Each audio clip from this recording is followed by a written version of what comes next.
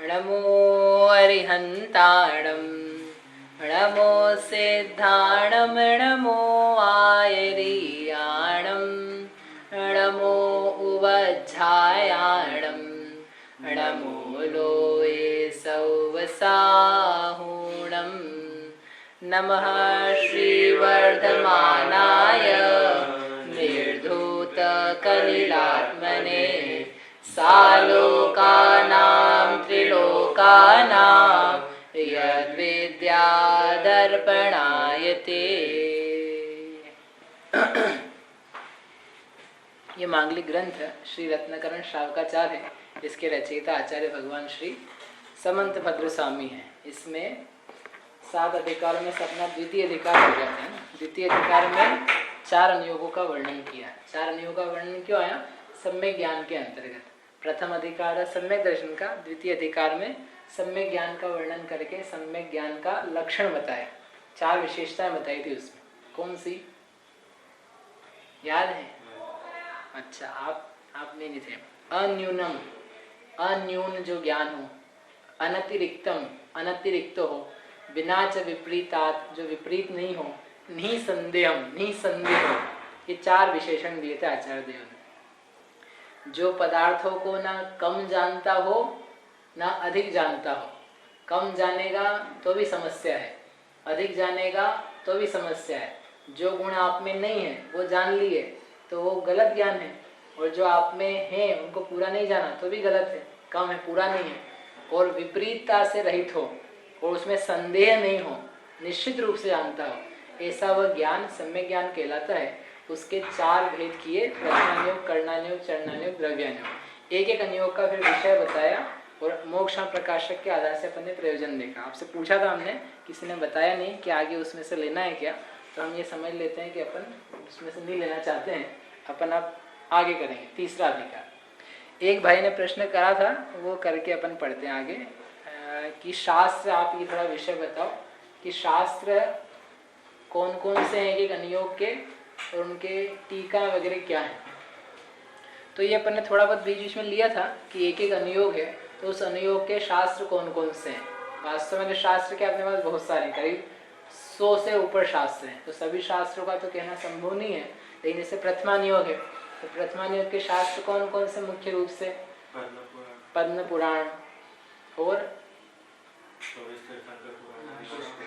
हरिवंश पुराण, उसके बाद उत्तर पुराण, आदि पुराण। आदि पुराण और उत्तर पुराण दोनों को मिलाकर के कहा जाता है महापुराण। तो ये पुराण के रूप में ये वाले ग्रंथ उपलब्ध है हमारे पास। पुराण और चरित्र बताए ना, दोनों अलग अलग प्रकार के, तो ये पुराण पाए जाते हैं।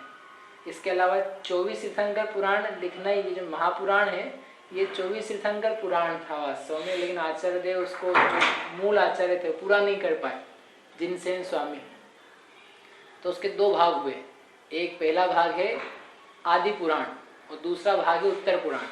आदि पुराण लिखा है जिनसेन स्वामी ने, और वो पूरा नहीं कर पाए, वो चल रहा था, तभी उस समय क्या हो गया, उनका समाधि हो गई। तो उनके जो शिष्य थे गुणभद्र स्वामी, उन्होंने उस पूरे बचे हुए काम को पूरा किया। तो एक ग्रंथ में तो अकेले एक तीर्थंकर का वर्णन है।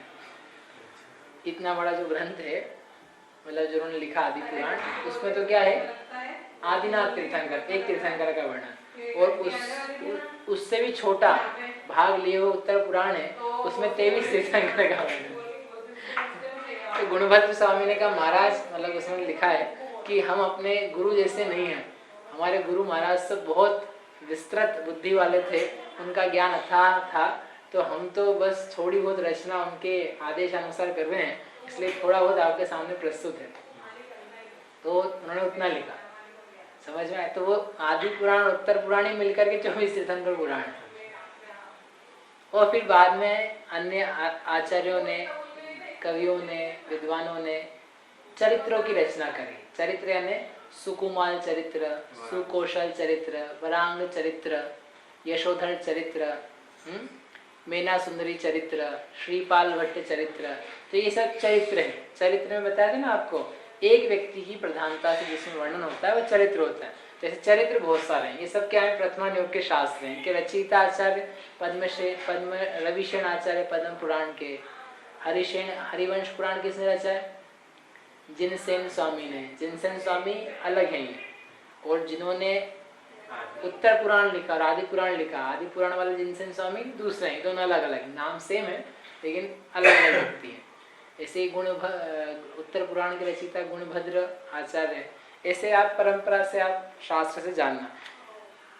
इसको जानने के लिए कहाँ से जाने, तो जैनन्य सिद्धांत कोश है।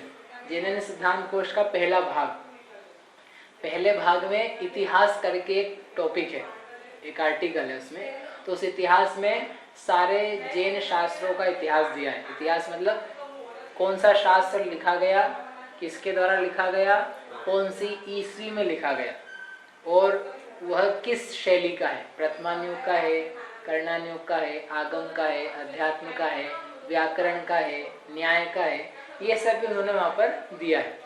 जैन सिद्धांत कोश में जो क्षुल्लक जिनेन्द्र जी वर्णित हुए उन्होंने लिखा है, तो आप वहाँ से देख सकते हो।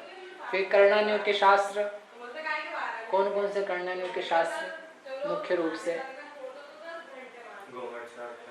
गोमठ सार कर्मकांड है, और षटखंडागम, कषाय प्राभृत, त्रिलोक सार, तिलोय पन्नति, जम्बूद्वीप पन्नति, जीव कोमट सार जीवकांड, लब्धि सार, क्षपणा सार, त्रिलोक सार, ये सब क्या है? कर्णान युग के शास्त्र। एक एक अनुयोग के 10-10 शास्त्र याद करके लाने हैं आपको। कम से कम 40 शास्त्र के नाम तो याद हो। क्यों जी? आपके परिवार में एक एक परिवार के 10-10 लोगों के नाम याद है कि नहीं आपको? आपकी माता के परिवार के 10 लोग याद होंगे, आपके पिता के परिवार के 10 लोग नाम याद होंगे, आपकी पत्नी के परिवार के, और आपकी बच्ची के ससुराल के 10 नाम होंगे कि नहीं याद? नहीं हुए अभी तक? हुए कि नहीं हुए? नाम याद है ना? नहीं मतलब नाम और पहचान है ना कि हाँ ये नाम इनका है। तो ऐसे अपने 4 अनुयोग तो 4 अनुयोगों में कोई पूछे शास्त्र कौन से आपके, तो शास्त्रों के नाम अपने को याद रहने चाहिए ना। एक एक अनुयोग के 10 शास्त्र आप लिख करके ले आना, ये होमवर्क है। पहले लिखना फिर याद तो बाद में हो जाएगा। ठीक, बहुत सारे तो आपको बता दिए। अब क्या है, इनके रचयिता कषाय प्राभृत हुए तो गुणधर आचार्य हुए। जब षटखंडागम लिखा गया तभी कषाय प्राभृत भी लिखा गया। करीब 186 गाथाएं हैं उसमें, फिर उसी का विस्तार से वर्णन है। टीका है उसकी बड़ी बड़ी, उसकी 7 पुस्तकें बन गई, 400-400 500-500 पेज कितनी टीका है। केवल 186 गाथा, जो कितने मुश्किल से आई थिंक 30 पेजेस में आ जाएगी A4 साइज की, उसकी केवल गाथा है। और उसकी टीकाएं लिखी है जब, तो टीकाएं कितनी है कि 400-400 पेज के 7 ग्रंथ हैं। सोचो कितना भाव है उसमें, कितना उसमें विशेषता है। मतलब क्या, जो श्लोक लिखा है उसको जो मूल में लिखा जाता है वो कहलाती है। वर्णन करा जाता है उसको, हाँ, उसकी जो विषय वर्णन व्याख्या करी है उसको बोलते हैं टीका। टीका बोलते हैं, कमेंट्री बोलते हैं इंग्लिश में। तो टीका जो रहती है लिखी जाती है, मतलब जैसे जैसे आपने इस पर रत्नाकर शार्पाचार्य है, और अगर जैसे जो क्लासेस की जो अपन रिटर्न कुछ बना है तो उसमें टीका नहीं हो सकती? नहीं, ये तो व्याख्या प्रवचन हो गया। टीका में ऐसा नहीं कि विस्तार करना है। टीका में ये कि जो गाथा में भाव बताया है उसको आप विशेषता से बताओ, वो बता करके, लेकिन उसी दायरे में सीमित रहो और उससे इधर उधर नहीं जाएंगे। उसमें नए व्यवहार, उदाहरण, दृष्टांत तो बताए जाएंगे। कोई विषय सिद्ध करने का है तो सिद्ध किया जाएगा, कोई शब्द है तो शब्द की विशेषता से अर्थ बताना है वो बताया जाएगा। लेकिन जैसे अपन क्लास लेते तो इसमें तो बहुत सारा विस्तार हो जाता है। एक ही बात को समझाने के लिए समझो 4 उदाहरण दे देते हैं, तो उसमें 4 उदाहरण नहीं मिलेंगे आपको हर गाथा की टीका में। कभी मिल भी जाएंगे एक आध जगह, लेकिन इतना विस्तार करना संभव नहीं है। और आचार्य इतना देखते, मतलब ये नहीं चाहते कि विस्तार लिखते ही हम रहे। उनको ये था ना भरना की पेज, देखो मैंने 500 पेज का किताब लिख दिया है, तो कम से कम लिखना चाहते हैं। तब भी फिर जहाँ विस्तार की आवश्यकता होती है विस्तार किया जाता है। इसलिए हर प्रवचन का नाम टीका नहीं है, ये तो व्याख्यान हो रहा है, समझाया जा रहा है। जैसे आपका टीचर, मैथ्स का टीचर समझाए तो वो टीका नहीं हो सकती, लेकिन एक पाइथागोरस प्रमेय थी, उसको समझाने के लिए फिर जो बुक में टेक्स्ट में लिखा हुआ है, दो पे एक पाइथागोरस प्रमेय तो 2 लाइन की है, उसको समझाने के लिए, सिद्ध करने के लिए 2 पेज हैं, दैट इज टीका। और फिर आपका टीचर जो आपको 3 महीने तक समझाता रहेगा वो तो व्याख्या है उसकी, उसको आप लिख करके बोलो कि देखो इतनी बड़ी हमने व्याख्या कर दी पाइथागोरस प्रमेय की, वो नहीं कुछ, वो तो बार बार उदाहरण से समझा रहा है आपको अलग अलग तरीके से। समझ रही बात? सूत्र क्या? सूत्र जो है, जो ये गाथा है ना, गाथाओं को या श्लोकों को ही सूत्र कहा जाता है। अब वो सूत्र अलग अलग शैली में लिखा जाता है, कभी पद्यात्मक रूप में लिखा जाता है, कभी गद्यात्मक रूप में लिखा जाता है, वर्ड्स में या पोएट्री में। तो जैसे तत्वार्थ सूत्र है तो उसमें सूत्रात्मक रूप से, जैसे सूक्तियां होती है संस्कृत की, अति सर्वत्र वर्जयेत, जननी जन्मभूमि स्वर्गादपि गरीयसी, तो ये क्या है? सूत्र है, सूक्तियां। तो ऐसे ही आगम को इन शैलियों में लिखा जाए, लिपिबद्ध किया जाए, वो सूत्रात्मक शैली है। लेकिन जैसे ही गाथा है, कोई गाथा रूप में लिखता है कि आप उसको गा करके पढ़ सकते हो, पद्यात्मक, और वो भी कोई अनुष्टुप में लिखता है, कोई आर्या में, भक्तामण जी लिखा तो जैसे वो वसंत तिलका में है, तो ये कहलाते हैं सूत्र। सब ही सूत्र है, जितनी जिनवाणी है वो सब सूत्र कहलाती है, जिन सूत्र। और उसको लिखने की शैली है, कोई गद्य रूप, कोई पद्य रूप, और गद्य में भी किसी ने शैली अपनाई कि संक्षेप में कम से कम शब्दों में कैसे अधिक कहा जाए, आगे पीछे का संबंध शब्दों से कैसे लेकर के कम करें, तो तत्वार्थ सूत्र है, परीक्षामुख सूत्र है, तो वो उन शैलियों में बने हुए हैं। ऐसा ये संस्कृत भाषा में क्यों लिखे जाते हैं? संस्कृत भाषा में क्यों लिखे जाते हैं? तो आप कौन सी भाषा में चाहते हो? ये जैसे शुरू से हिंदी तो चलती आ रही है अपने, पर तो अपने जितने भी गाथा वगैरह जो भी रहती है संस्कृत भाषा में पहले इसका नहीं, हिंदी जैसी अभी चल रही वैसी हमेशा नहीं चलती आ रही थी। ये हिंदी जो अपन बोलते हैं अभी, ये तो अभी 101 साल की देन है। शुरू में ही इसके पहले तो लोक भाषाएं अलग अलग थी। समझो पहले ढूंढारी चलती थी राजस्थान में, यहाँ मालवा में निमाड़ी टाइप की मालवी लैंग्वेज चलती है, तो लोक भाषाएं प्रचलित रहती है, तो अलग अलग ये परिष्कृत होती जाती है। अपन जो वर्तमान में हिंदी बोल रहे हैं बहुत परिष्कृत, बहुत शुद्ध है। इसके पहले की जो भाषाएं थी वो दूसरे टाइप की थी, वो अपने आप में शुद्ध थी। जैसे ढूंढारी राजस्थानी है तो वो अपने आप में शुद्ध है, वो उस रूप में बोली जाती है, तो वो देश भाषा कहलाती है। तो पंडित टोडरमल जी ने भी वहाँ प्रश्न उठाया है इस गोमट सार में, मोक्षण प्रकाशक में, कि भैया उन्होंने कहा हम हिंदी लिख रहे हैं, देश भाषा कर रहे हैं ताकि लोगों के समझ में आ जाए। तो किसी ने, शिष्य ने प्रश्न किया कि जब देश भाषा में लिखने चाहिए तो फिर आचार्यों ने काहे के लिए नहीं लिख दिया? आचार्यों को भी काय में लिख देना चाहिए था, हिंदी में लिख देते, ढूंढारी में लिख देते, तो क्या होता? तो आपको ये हिंदी करने की जरूरत नहीं पड़ती। तो उन्होंने उत्तर दिया कि जो देश भाषा है वो लोकल है, वो एक ही जगह चलती है। जैसे हिंदी, वो अपने हिंदी प्रांतों में चलती है। कर्नाटक में हिंदी चलती है क्या? तमिलनाडु में हिंदी चलती है क्या? नहीं चलती है। लेकिन वहाँ कौन सी भाषा चलती है? वहाँ की लोकल अपनी अपनी चलती है। तो यदि हिंदी में लिखेंगे तो उनको समझ में नहीं आएगा। लेकिन एक भाषा ऐसी है जो सब जगह कॉमन है, उसका नाम है संस्कृत वो सब जगह, संस्कृत भाषा सब जगह कॉमन है। ये कर्नाटक या तमिल में ये सब चलती तो भी यही चलती है, सेम है। लिपि जो ना, लिपि बदल जाती है। लिपि मतलब लिख आप क्या कैसे रहे हो। जैसे विकास बोला तो विकास को आप कौन सी भाषा में लिख सकते हो? हिंदी में ही लिख सकते हो ना, इंग्लिश में थोड़ा लिख सकते हो विकास? लिख सकते हो, VIKS लिखा इंग्लिश में हो गया। गुजराती में विकास लिख सकते हैं कि नहीं? गुजराती में लिख सकते हो। तो जो लिखावट है उसको बोलते हैं लिपि। लेकिन आप जो बोलोगे विकास से विकास ही निकलेगा शब्द। ऐसे संस्कृत है, तो संस्कृत जो भाषा है उसकी जो व्याकरण है, ग्रामर है, शब्द वोकैबुलरी है, वो सारी की सारी सब जगह सेम है। लिखने के तरीके में अंतर हो सकता है। तो जितने अपने शास्त्र हैं ओरिजिनली लिखे हुए, तो उसकी लिपि में अंतर हो सकता है, लेकिन वो जो लिखेगा वो एक ही भाषा में, एक ही भाषा में संस्कृत भाषा यदि माने तो वो सबके लिए ग्राह्य है। तो उन्होंने उत्तर दिया इसलिए कि भाई लोग जो हम अलग अलग भाषाएं प्रयोग करें तो वो अलग अलग भाषाएं तो अलग अलग देशों में अलग अलग हैं, तो आचार्य फिर किसके लिए लिखें? मतलब उनका सबका उपकार कैसे होगा? सभी जीवों का उपकार होवे, इसलिए आचार्यों ने देश भाषा में ग्रंथ नहीं लिख करके संस्कृत में लिखे। तो संस्कृत के पहले तो प्राकृत में भी लिखे हुए हाँ, तो प्राकृत भी क्या है, एक लोग मतलब कॉमनली यूज्ड लैंग्वेज है। प्राकृत में भी लोग ये बोलचाल की लैंग्वेज है।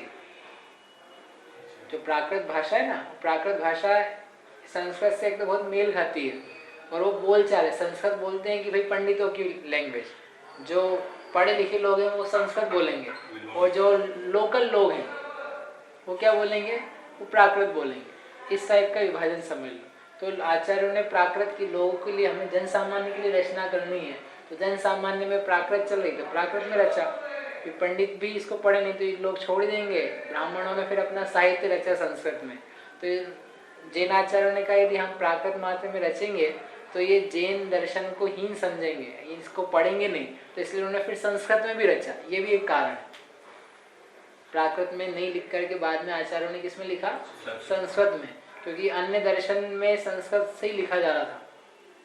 और नहीं तो ये ब्राह्मण लोग ये समझेंगे कि इनको ज्ञान नहीं है, आती नहीं है, इनके यहाँ विद्वान नहीं है। तो विद्वान अपने जैन दर्शन हीन नहीं समझा जाए, जैन धर्म को गाँव का धर्म नहीं समझा जाए, ये सबका धर्म है, सब इसको समझें। ये लोग जो ब्राह्मण हैं ये भी इसको पढ़ें, समझें। इस कारण से उन्होंने संस्कृत में भी लिखा और सभी को समझ में आए, इसलिए प्राकृत में भी लिखा। संस्कृत का फिर विद्वानों ने जो है इसका पूरा हिंदी। हाँ, तो फिर उन्होंने जब देखा पंडित टोडरमल जी, उनके समकालीन विद्वानों ने कि ये लोगों को अब संस्कृत तो आ नहीं रही समझ में, ये पढ़ भी नहीं रहे हैं, तो फिर देश भाषाओं में उसका अनुवाद होना चालू हुआ। तो उसको बोला भाषा वचनिका। तो उस समय से करीब मतलब टोडरमल जी के समय से भाषा वचनिकाएं बहुत हुई। भाषा वचनिका में क्या किया गया, बस संस्कृत जो थी, प्राकृत जो थी, उसको ट्रांसलेट करके हिंदी में, उस समय की जो हिंदी थी उसमें रखा। फिर वो हिंदी में चली गई, तो फिर अब वर्तमान की हिंदी में उसको चेंज किया जा रहा है। अब ये हिंदी भी जा रही है, अंग्रेजी आ रही है, तो उसको अंग्रेजी में परिवर्तित किया जा रहा है। ठीक है, भाषाओं के परिवर्तन में कोई दिक्कत नहीं है, भाव में परिवर्तन नहीं आना चाहिए। कई लोग विरोध करते हैं कि अंग्रेजी में नहीं होना चाहिए, नहीं, अंग्रेजी में भी हो जाता, कोई समस्या नहीं उससे। नहीं, भाव वही होना चाहिए। बात ये, भाव वो बता कुछ रहे और आप कुछ और अर्थ निकालने लग जाओ, दैट इज नॉट राइट, वो नहीं चल पाएगा। क्योंकि आचार्यों का प्रयोजन तो ये कि सबका उद्धार हो, भाषा कोई भी हो, लेकिन जिन तत्व की प्राप्ति हो जाए। हाँ, देवधनी 18 महाभाषाओं में कीर्ति, 18 महाभाषाएं, 700 लघु भाषाएं, एक साथ प्रसारण होता है उसका। गए कि नहीं कभी? जाएंगे ना, गए भी है पहले, लाभ नहीं प्राप्त किया लेकिन उसका, तो यहाँ पहुंच गए। खैर ठीक है, समझ में आ गई बात। तो इसलिए ये उत्तर दिया उन्होंने टोडरमल जी कि आप देश भाषा में रख रहे हो, तो उन्होंने क्यों नहीं लिखा, तो उन्होंने इसलिए नहीं लिखा कि उन्होंने ये सब देखा कॉमनली सब जगह पहुंच जाए, इसलिए उन्होंने संस्कृत में लिखे। लेकिन अभी वर्तमान में लोगों की बुद्धि नहीं है, तो इसलिए हम इसकी देश भाषा कर रहे हैं। देश भाषा है ना लोकल लैंग्वेज, लोकल डायलेक्ट जो उस क्षेत्र में चलता है। हो गया। और फिर कौन सा ग्रंथ बता रहे थे? चरणान्योग के। चरणान्योग के कौन से ग्रंथ हैं? चरणान्योग के दो टाइप में चलेंगे, एक तो श्रावक वाले और एक मुनिराज वाले। श्रावक वाले पहले ही ग्रंथ है Ratnakaran Shravakacharya, this is the first scripture जो श्रावकों के लिए लिखा गया। मुनिराजों के लिए पहला ग्रंथ लिखा गया वो भगवती आराधना मूलाचार, ये सब फर्स्ट सेंचुरी के, पहली शताब्दी में लिखे गए। तो ये पहली शताब्दी का है, 2000 वर्ष पुराना ग्रंथ, प्राचीनतम। जो दूसरा ग्रंथ है जैसे कर्णान्योग के जितने पढ़े बने, तो इनके पहले के लिखे हुए थे। नहीं, कर्णान्योग जो षटखंडागम है तो वो तो अपने आप में पहला स्क्रिप्चर है। जो कषाय प्राभृत है तो वह समकालीन है। कषाय प्राभृत, षटखंडागम, मूलाचार, भगवती आराधना, समय सार, मतलब कुंदकुंदाचार्य के रचित शास्त्र, ये लगभग समकालीन है। कुंदकुंदाचार्य थोड़े से बाद में हुए, लेकिन बहुत ज़्यादा डिफरेंस नहीं लगे, 100-200 साल का अंतर नहीं है, 20-50 साल का अंतर, तो सेम टाइम के। तो उस समय श्रावकों के लिए सब शास्त्र जरूरी नहीं था? श्रावकों के लिए उपदेश देते थे ना, मुनिराज ही थे, उपदेश दिया जाता था। तो फिर आचार्य समंत भद्र हुए उमा स्वामी के बाद में, तो रत्नकरण श्रावकाचार्य रचा गया। और अष्टपाहुड़ था ना, तो अष्टपाहुड़ में श्रावक की 11 प्रतिमाओं का वर्णन है, गुणव्रत का, अणुव्रत का, उसमें वर्णन आता है। और श्रावकों के लिए सामान्य उपदेश दिया है, तब भी चलता है ना भाई, इतना तो आपको कॉमन सेंस है ना, हम जैन हैं तो हमें क्या करना चाहिए, हमारा जीवन कैसा होना चाहिए, व्रतों का पालन, अणुव्रतों का पालन, पाप का त्याग, ये तो होनी चाहिए, कॉमन सेंस वाली बात थी। तो वो तो वैसे ही चल रहा था, तो इसलिए उसका उपदेश थोड़ा देर से आया लिखित रूप में, क्योंकि वो तो ओरली भी बताएंगे तो चल जाएगा और लोगों के समझ में आता है। लेकिन जब देखा ये भी लोग नहीं समझ रहे तो उसका भी फिर लिखावट भी, सभी चीज़ें कम से कम एक बार पूरा तो आ जाए जो उसके अंश हैं ऐसे। तो रत्नग्रंथ शावकाचार्य फिर आचार्य समंत भद्र सामने लिखा, ठीक है।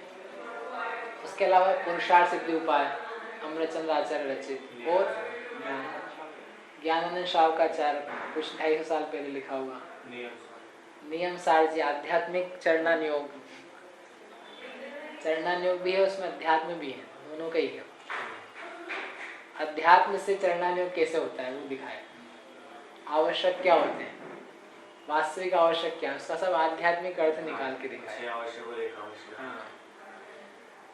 और कौन से ग्रंथ है, वसुनंदी शावकाचार, उपासका ध्यानांग,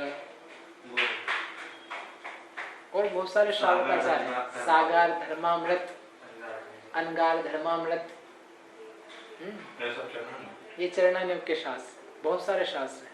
हर अनुयोग में शास्त्र बहुत है, एक दो शास्त्र हो ही एक में ही हो, मतलब एक दो ही शास्त्र हो एक में, ऐसा नहीं है, सब में बहुत शास्त्र। सभी शास्त्रों में भी सब चीजें के अलग-अलग वर्णन जो कि सब एक से ही चलता है। उनका कहीं विशेष स्पष्टीकरण है, कहीं किसी का विशेष स्पष्टीकरण है। समझे, सत्वार सूत्र है, उसमें अतिचारों के नाम है, व्रतों के अतिचार के नाम, लेकिन उसका स्पष्टीकरण नहीं किया, तो वो पुरुषार्थ सिद्धि उपाय में उसको थोड़ा और विशेष बता दिया। सागार धर्मामृत में उसमें और जो कुछ रह गया था और लोगों को समझ में नहीं आया, उसको और फिर वहाँ पर लिखा हुआ है। जैसे अपन ढूंढते रहते ना, उत्तर ढूंढते हैं, इस ग्रंथ में उत्तर नहीं मिला इस बात का, यहाँ पर स्पष्ट नहीं हुआ, यहाँ पर बस सामान्य नहीं कहा, इसके बारे में विशेष और कहाँ है, तो दूसरे ग्रंथ में उसका उत्तर मिल जाता।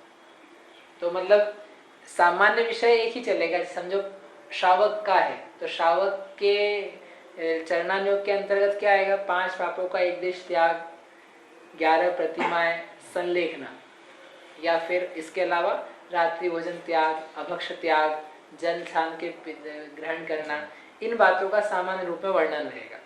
अब इससे अधिक वर्णन नहीं होगा, लेकिन इन्हीं का विशेष वर्णन करेंगे, ठीक है। श्रावकाचार्य ग्रंथ में इससे ज्यादा नहीं मिलेगा, बस अंत में बता देंगे संलेखना, प्रारंभ में जिन दर्शन, जिन पूजन, षट आवश्यक, ये ले लेना, और फिर बीच में क्या रहेगा, आप अणुव्रतों का पालन करो, फिर अणुव्रत हो गए तो फिर प्रतिमाएं हैं, उसमें गुणव्रत, शिक्षा व्रत, पुरुषोपवास, सचित्र त्याग, वो सब उत्तरोत्तर बढ़ते हुए, तो उसी का फिर विस्तार करना, ठीक। और उसके पहले सम्यक दर्शन ज्ञान का यथायोग्य आ ही जाएगा, ऐसे समझ। ये हो गए चरणानुयोग के। अब है द्रव्यानुयोग के। द्रव्यानुयोग में भी बताए थे अध्यात्म के आगम के, 85 का संग्रह, आगमिक ग्रंथ, और द्रव्य संग्रह, आगमिक ग्रंथ, और समय सार अध्यात्म ग्रंथ, प्रवचन सार, आगम अध्यात्म, चरणानुयोग, परमात्म प्रकाश अध्यात्म ग्रंथ, नियम सार अध्यात्म, और रयण सार आचार्य कुनकुन देव का, तो वह चरणानुयोग के अंतर्गत। और कौन से, समाधि तंत्र, किसका ग्रंथ है समाधि तंत्र, चरणानुयोग का नहीं है, अध्यात्म ग्रंथ है, अध्यात्म के भी काफी ग्रंथ है। संलेखना और समाधि भी इसमें क्या? संलेखना और समाधि में क्या? हाँ। क्या एक ही चीज है, दोनों अलग अलग चीज है। हाँ, थोड़ा कथनचित भेद है, कथनचित एक ही है, वो अलग विषय है, अपन जब इसमें आएंगे तब देखेंगे उसका। आपने भी समाधि और इसका भी संलेखना का वो हमने कहा कि चरणानुयोग के ग्रंथों में संलेखना का वर्णन आएगा। संलेखना क्या, सामान्य रूप से श्रावक लेता है उसको संलेखना कहते। मुनिराज की समाधि होती, मुनिराज जो अंत समय में शरीर का त्याग करते हैं बुद्धि पूर्वक, उसको बोलते हैं समाधि, और जो श्रावक करता है उसे बोलते हैं संलेखना। तो फिर समाधि तंत्र को अध्यात्म में कैसे लिया? समाधि तंत्र में जो वर्णन है तो वो अध्यात्म का है, समाधि में ये नहीं कि कैसे मरण के अंत समय में रहना, उसका वर्णन नहीं उसमें। उसमें तो आत्मा की निर्विकल्प समाधि, उसका रहस्य बताया है कि तुझे आत्मा की उपलब्धि कैसे हो गई, आत्मा आत्मा में ही रत कैसे रहे, बहिरात्म अंतरात्म परमात्मा में तीनों प्रकार का वर्णन है। और उससे बहिरात्मपना छूट के अंतरात्मा होकर परमात्मा कैसे बने, आत्मा का अनुभव कैसे हो गए, भेद ज्ञान की विधि क्या है, वो सब उसमें दिखाई। इसलिए वो अध्यात्म है। नाम मात्र से चक्कर में नहीं पड़ जाना, नाम के साथ उसका विषय क्या है, विषय देखना पड़ेगा। ठीक है। योग सार, आत्मानुशासन, आत्मानुशासन चरणन योग के अंतर्गत। मोक्ष में प्रकाशक है तो आगम अध्यात्म का ग्रंथ। चरणन योग का कर्णन योग का विशेष नहीं उसमें। ये ध्यान रखना कि एक अनुयोग है तो उसमें दूसरे अनुयोग की चर्चा आ जाएगी। जैसे प्रथमान योग है, आपको पहले भी कहा था कि प्रथमान योग है, हरिवंश पुराण चल रहा है और हरिवंश पुराण के अंतर्गत ही बीच में आएगा ये गौतम स्वामी से राजा श्रेणिक ने पूछा कि ये तीन लोग कैसे हैं, तो उन्होंने तीन लोग का स्वरूप बताना चालू करा। अधोलोक में कौन है, मध्य लोक में कौन है, उधोलोक में कौन है, कितना बड़ा है, ये सब बता दिया। तो ये बताया, मालूम पड़ा 15-20 पेज में उसी का वर्णन होगा। तो आप बोलोगे अभी तो कर्णानुयोग भी हो गया। तो कर्णानुयोग का उपदेश आएगा बीच में। उसी प्रथमानुयोग के अंतर्गत कभी प्रश्न पूछेंगे कि हम क्या करें, श्रावक के लिए क्या करने लायक है, तो 5 अनुव्रत बताएंगे। तो 5 अनुव्रत बताएंगे तो चरणानुयोग का शास्त्र नहीं बन जाएगा।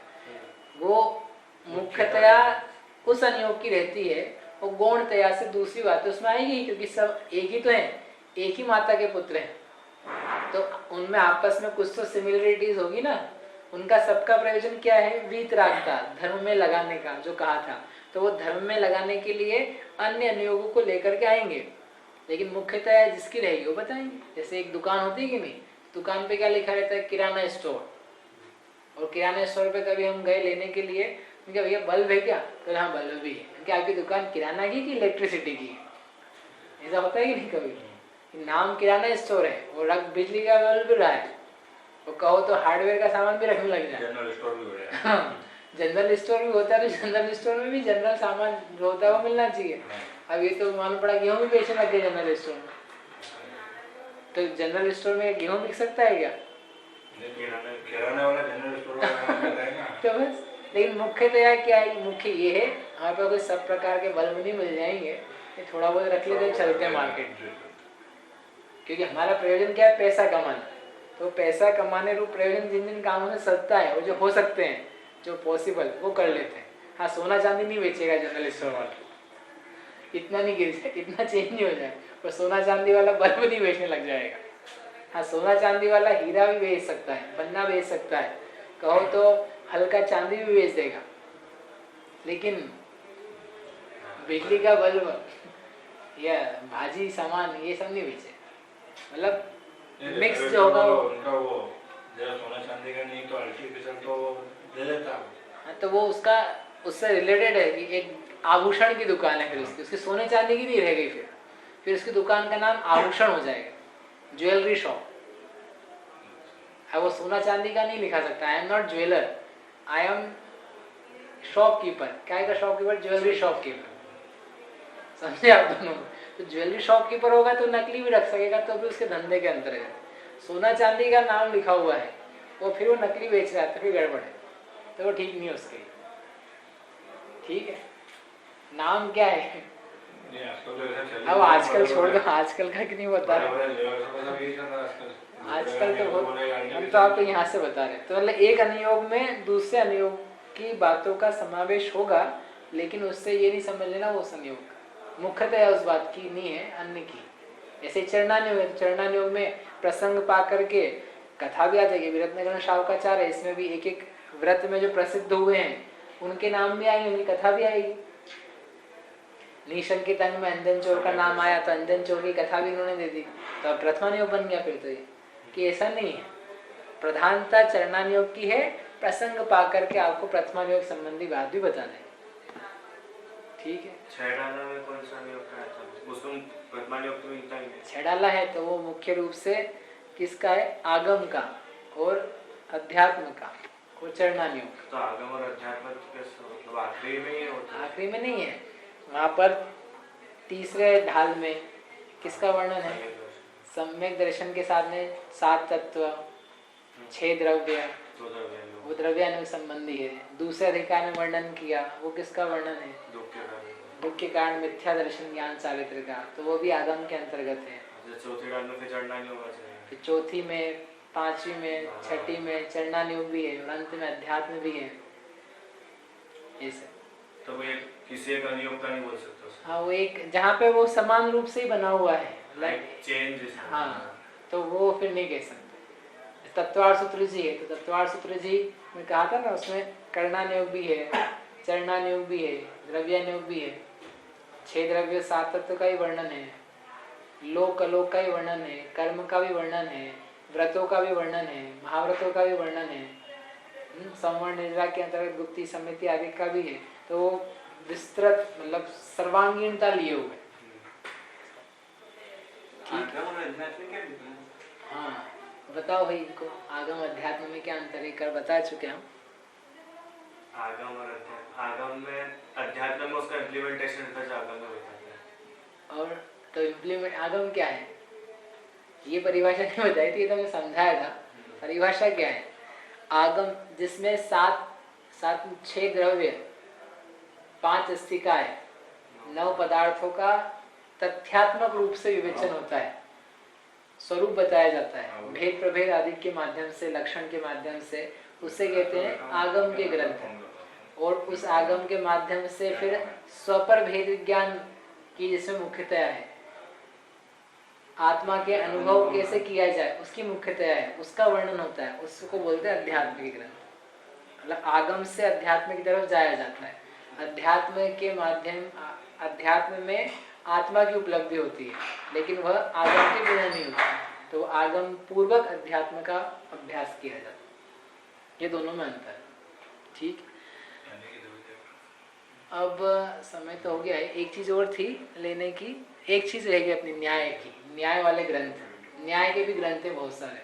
न्याय के ग्रंथ यानी आत्ममीमांसा, जिन स्तुति शतक, युक्ति अनुशासन, प्रमेय कमल मार्तंड, परीक्षा मुख सूत्र, लघी स्त्रयी, ऐसे बहुत सारे आचार्यों ने न्याय के शास्त्रों का वर्णन किया है, न्याय का वर्णन किया। न्याय यानी जैन दर्शन में कथित तत्व और अन्य दर्शन में कथित तत्व, उनकी विधिवत परीक्षा, सही क्या है दोनों में, क्यों सही है, कारण क्या है उसका, अन्य मतों से शास्त्रार्थ हुए, शास्त्रार्थ होकर के जो विवेचन आया, उस विवेचन को सही रूप में लिपिबद्ध किया गया। अकलंक स्वामी ने बौद्धों से 6 महीने तक शास्त्रार्थ किया, और फिर उस शास्त्रार्थ में बौद्धों का मत खंडित हुआ कि ये जो कह रहे हैं सत्य नहीं है, मतलब ये जो कह रहे हैं इनके मत से ही बात सिद्ध नहीं होती, हम गलत कहते हैं इसलिए नहीं, ये जो कह रहे हैं ये बातें बराबर लॉजिक से खरी नहीं उतर रही है, जो ये लॉजिक बता रहे हैं इनके शास्त्र अनुसार, उसी को उसी में घुमा करके उसको बताया जाता है कि भाई ये सत्य कैसे नहीं आपकी बात, तो उसको न्याय कहा जाता है।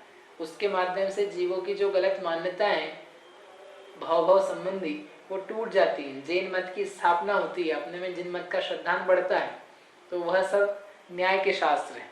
तो उसमें षड दर्शन का वर्णन है। षड दर्शन सांख्य, चार्वाक, योग, वेदांत और जैन और बौद्ध, ये षड दर्शन कहलाते हैं। भारतीय संस्कृति में 6 दर्शन है, षड दर्शन समुच्चय सारे से अलग अलग ग्रंथ भी हैं। तो ये 6 दर्शनों का उसमें वर्णन होता है। उसमें सिद्धांत क्या है एक दर्शन के, और उनको मानने में क्या समस्या है वो दिखाई जाती है, क्या सत्य है आप खुद निर्णय करो। वो पढ़ना चाहिए एक बार सब, षड दर्शन का अध्ययन करना चाहिए।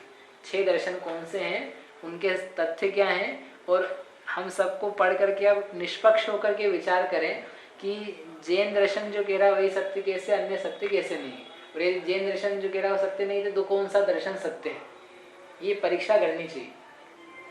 ठीक है, अब ये अपन नहीं कर रहे, तो आपको स्वयं करनी है। तो किसी ग्रंथ में पढ़ेंगे तो उसको तो जैन दर्शन की मुख्यता से बताएंगे, नहीं तो आपको सबका वर्णन करेंगे ना। नहीं तो आप यूनिवर्सिटी में चले जाओ, वहाँ पर एक न्यूट्रल किताब मिलेगी, जैन ये कहते हैं, बौद्ध ये कहते हैं, ये कहते हैं, ये कहते हैं, सबको देख लो। अब आप देखो कि इसमें सत्य असत्य क्या है। ठीक है, नहीं तो आपको सलाह है जैन तो फिर जैन को ही बताएंगे। ठीक है, आप यूनिवर्सिटी की किताब जाके ले आओ और पढ़ो, और फिर निर्णय करो सत्य क्या है, सत्य क्या है। कर सकते हो इतना तो। और उसमें भी सबके मेन पॉइंट्स ही होंगे ना, तो ऐसा थोड़ी कि जैसे जो क्रॉस क्वेश्चन तो जैसे आपको अपने ज्यादा स्वामी ने तो करा, ज्यादा आपको पढ़ना था, फिर आप घुस जाओ उसमें फिर वो फिर न्याय पढ़ो, पूरा न्याय पढ़ो, जैन के न्याय पढ़ो, जो अपना खंडन कर रहे हैं ऐसे उनकी पढ़ो, फिर समझो कि वो खंडन कर रहे हैं उसमें क्या समस्या है, वो क्या नहीं समझ पा रहे हैं, और यदि हम किसी का खंडन कर रहे हैं तो हम में कहीं कमी है क्या जो हम खंडन कर रहे हैं उसका। विद्वान बन जाओ, और इतना समय नहीं हो तो अनेकांत का सहारा लो। अनेकांत जैन आगम में कहा है, बाकी सब जगह एकांत कहा है, और अनेकांत ही वास्तव में सत्य कैसे है, इतनी परीक्षा कर लो, इतना नहीं हो सकता है तो आपको समझ में आ जाएगा कि जैन तत्व क्यों महान है। ठीक, ये पूरा प्रकरण हुआ। इसमें एक रह गया कि 12 अंग होते हैं, द्वादशांग कहे जाते हैं, उनका प्रश्न था। तो द्वादशांग में क्या क्या है और उसमें किसका वर्णन किया गया है, विषय क्या है उसका। तो यदि आपको इंटरेस्ट हो तो अपन कल कर सकते हैं उसको, गोमट सार के आधार से, मतलब पढ़ेंगे उसको, रीडिंग करेंगे। वो करने के बाद में फिर अपन चालू करेंगे तीसरा अधिकार, सम्यक चारित्र, जो मूल में इसमें आना है। नहीं तो सम्यक दर्शन और सम्यक ज्ञान उसके पहले आया कि श्रावक को बिना सम्यक दर्शन ज्ञान के नहीं होना चाहिए। अब ज्ञान सम्यक हो गया और सम्यक दर्शन भी हो गया, तो अब क्या करें, तो चारित्र के ऊपर आ। ठीक, वो कल से करेंगे। जावाणी के ज्ञान ते सूझे लोकालोक, सो वाणी मस्तक नवो सदा देत हो।